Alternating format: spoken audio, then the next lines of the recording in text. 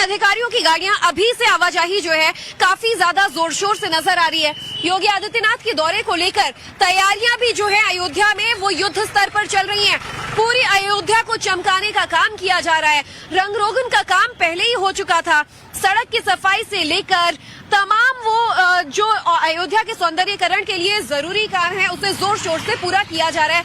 बहरहाल योगी आदित्यनाथ आज एक बार फिर अयोध्या पहुंचेंगे और अब तक की रामलला की प्राण प्रतिष्ठा की हो रही तैयारियों का अपडेट लेंगे। अयोध्या से कैमरा पर्सन मोहन के साथ ज्योति मिश्रा, टाइम्स नाउ नवभारत। और देखिए टाइम्स नाउ भारत की पूरी टीम इस वक्त अयोध्या में मौजूद है। हर एक खबर आप तक पहुंचा रहे हैं। ज्योति की रिपोर्ट आपने देख ली और गौरव हमारे साथ यहां पर बने हुए हैं। गौरव, देखिए ठंड बहुत ज्यादा है लेकिन तैयारियां रुक नहीं रही हैं। श्रद्धालुओं में जोश कम नहीं हो रहा है। आज बताइए क्या खास तस्वीरें दिख रही हैं?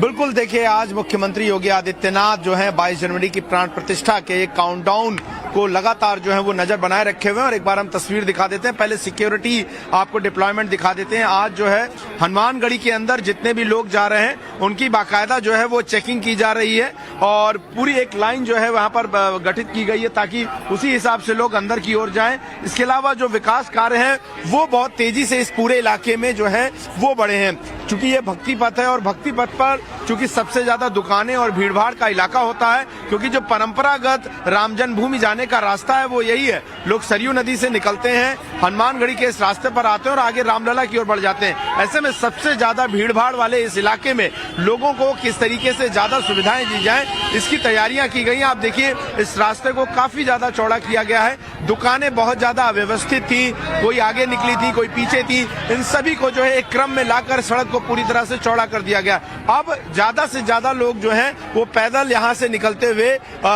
दर्शन के लिए जा सकते हैं। और यही सारे विकास कार्य जो है अयोध्या में इंफ्रास्ट्रक्चर डेवलप करना बहुत जरूरी था, क्योंकि जाहिर तौर पर 22 जनवरी की प्राण प्रतिष्ठा के बाद जब आम लोगों के लिए राम मंदिर खुलेगा उसके बाद जिस तेजी से भीड़ आएगी, उम्मीद है एक दिन में 10 लाख तक की भीड़ आ सकती है। और ऐसे में उन सभी को यहाँ पर जगह मिल सके, किसी तरह की भगदड़ ना हो, अच्छा माहौल बना रहे, कानून व्यवस्था बना रहे, ऐसे में इन विकास कार्यों को लेकर लगातार जो है वो समीक्षा मुख्यमंत्री योगी आदित्यनाथ द्वारा की जा रही है। मुख्यमंत्री जो है यहाँ से हनुमानगढ़ी से दर्शन करने के बाद जो है राम जन्मभूमि की तरफ जाएंगे। उसके बाद उन्हें एक उद्घाटन करना है जो कि जलकल विभाग की एक नई बिल्डिंग तैयार हुई है फैजाबाद के अमानीगंज में। और उसके बाद जो है वो प्राण प्रतिष्ठा को लेकर पूरी रिव्यू मीटिंग करने वाले हैं। मैं आपको बता दूं कि सुरक्षा एक बड़ा मसला है जिसको लेकर तमाम सारे थ्रेट भी हैं, बहुत सारे इनपुट भी हैं। और यही वजह है कि संभवतः जो नगर शोभा यात्रा पहले मूर्ति की होनी थी उसे अब घटाकर परिसर यात्रा तक सीमित कर दिया है। अच्छा। यानी कि राम जन्मभूमि के परिसर में ही वो शोभा यात्रा करा दी जाएगी, क्योंकि ये आसान नहीं है जब दुनिया भर की निगाहें टिकी होंगी। ऐसे में बहुत सारी चुनौतियां हैं और उन चुनौतियों का यहाँ पर सामना करना है। श्रद्धालुओं की आस्था को भी यहाँ पर देखना है। गौरव, नजर आप बनाए रखिएगा, बीच बीच में हम आपके पास आते रहेंगे। फिलहाल शुक्रिया आपका हमारे साथ जुड़ने के लिए। और एक और बड़ी खबर आपको बताते हैं, रामलला की प्राण प्रतिष्ठा पर मध्य प्रदेश की पूर्व मुख्यमंत्री और बीजेपी की फायर ब्रांड नेता उमा भारती का बयान आया। मेरे लिए सबसे बड़ा क्षण होगा, ये उमा भारती कह रही हैं। कार सेवकों का सपना साकार हुआ है और त्रेता युग से अभी तक का सबसे बड़ा दिन 22 जनवरी होने वाला है।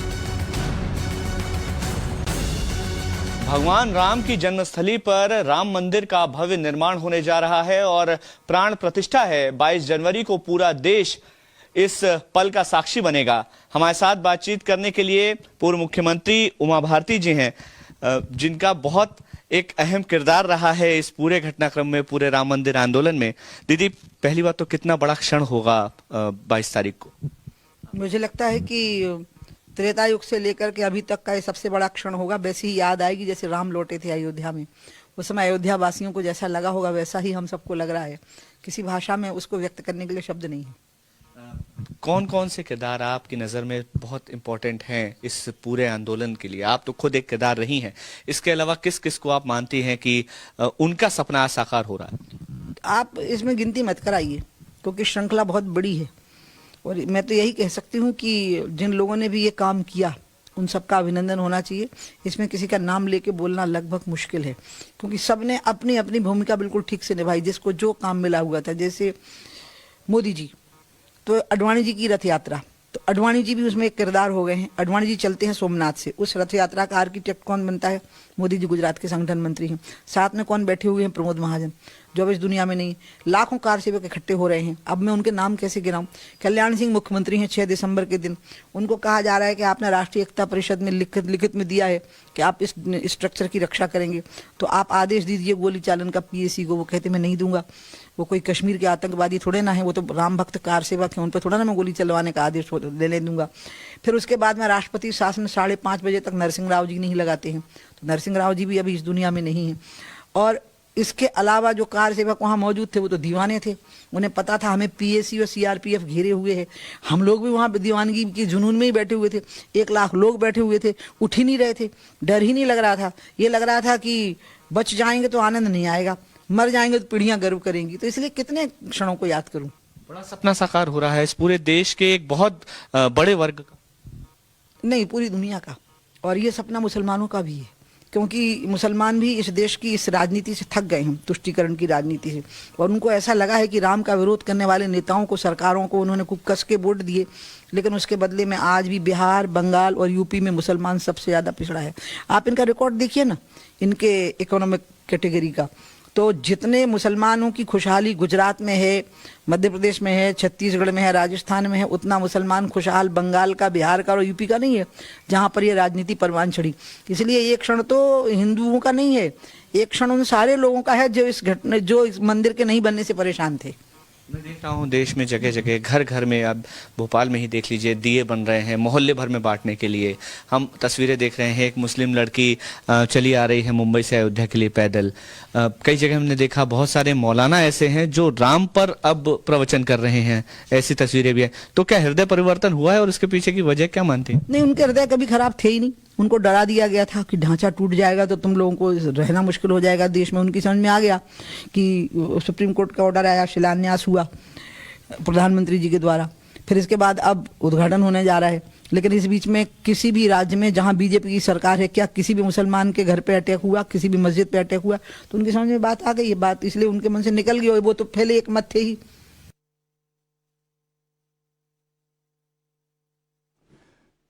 तो मध्य प्रदेश की पूर्व मुख्यमंत्री उमा भारती को आपने सुना।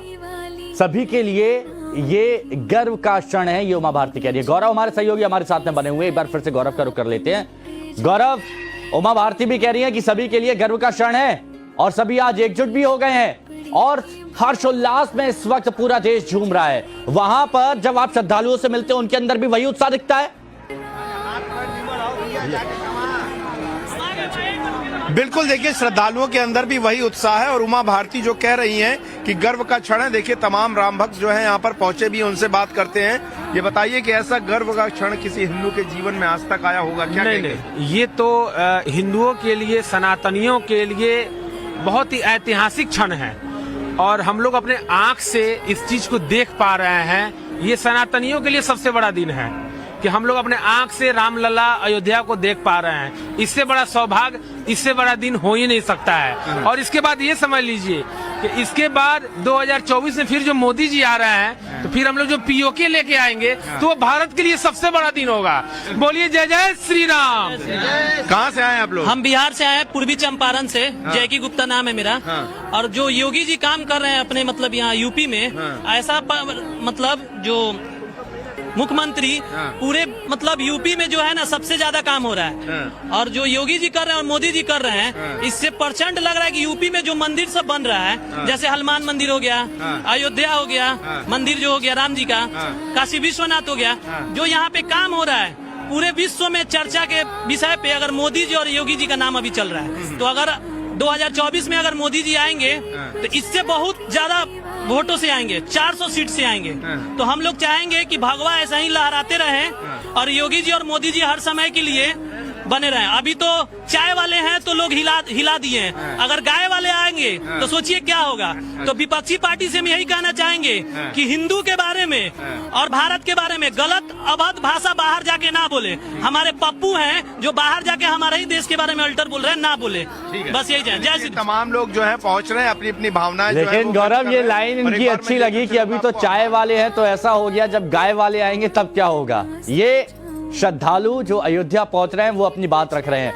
बहुत बहुत शुक्रिया गौरव अभी आपका हमारे साथ जुड़ने के लिए। लेकिन एक बड़ी खबर लखनऊ से इस वक्त आ रही है, वो आपको बता दें। लखनऊ से इस वक्त की बड़ी खबर, एसपी दफ्तर के बाहर भगवान राम के पोस्टर लगे हैं। समाजवादी पार्टी का दफ्तर और उसके बाहर भगवान राम के पोस्टर में राम मंदिर के साथ अखिलेश यादव की तस्वीर है और पोस्टर में लिखा है, आ रहे हमारे आराध्य प्रभु श्री राम। वाह, देखिए तस्वीर, देखिए ये तस्वीर, देखिए राम मंदिर की तस्वीर। अखिलेश यादव हाथ जोड़ रहे हैं और इसी पर हमारे सहयोगी मनीष यादव की एक रिपोर्ट आपको दिखाते हैं। अतीत को पीछे छोड़ वर्तमान की परिस्थिति को महसूस करते हुए समाजवादी पार्टी में बड़े बदलाव की आहट पार्टी कार्यालय के बाहर लगे इस पोस्टर से समझी जा सकती है। आ रहे हैं हमारे आराध्य प्रभु श्री राम, जिस पर अखिलेश यादव हाथ जोड़कर खड़े हैं। पोस्टर ये बता रहा है और राम मंदिर उस पर बना हुआ है, ये बता रहा है कि समाजवादी पार्टी ने बदलती राजनीति को समझ लिया है।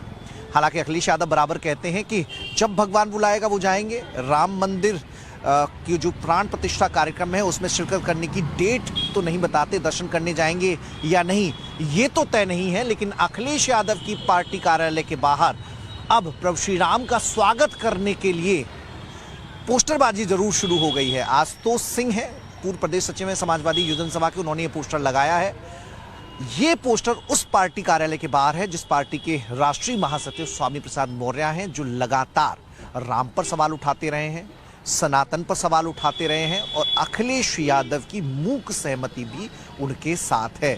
उस पार्टी कार्यालय के बाहर ये पोस्टर लगाया गया है। आज अखिलेश यादव ने बैठक भी बुलाई है, विधायकों की बैठक बुलाई है। लगातार बीते एक हफ्ते से संगठन से जुड़े लोगों की बैठक वो कर रहे हैं और उस बैठक में बड़ी संख्या में लोग पहुंच भी रहे हैं। और इन सब के बीच एक पोस्टर ये बताता है कि समाजवादी पार्टी नए सियासी ट्रेंड के लिहाज से खुद को ढालने की कोशिश कर रही है। एक तरफ पीडीए और दूसरी तरफ राम मंदिर, स्वामी प्रसाद मौर्य भी और साथ में प्रभु श्री राम का स्वागत भी।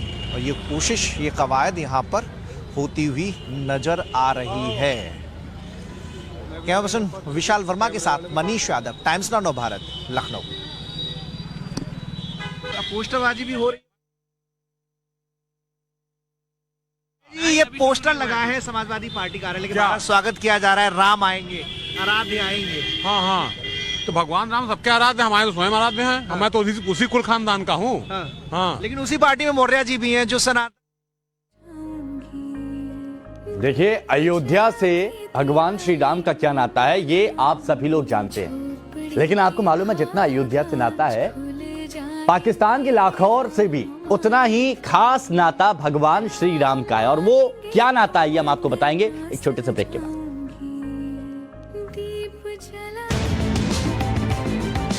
भारत के सख्त रुख के बाद जगह मालदीव, दिल्ली आ सकते हैं राष्ट्रपति मोहम्मद मोइजू। भारत यात्रा का दिया प्रस्ताव, सूत्र के हवाले से खबर।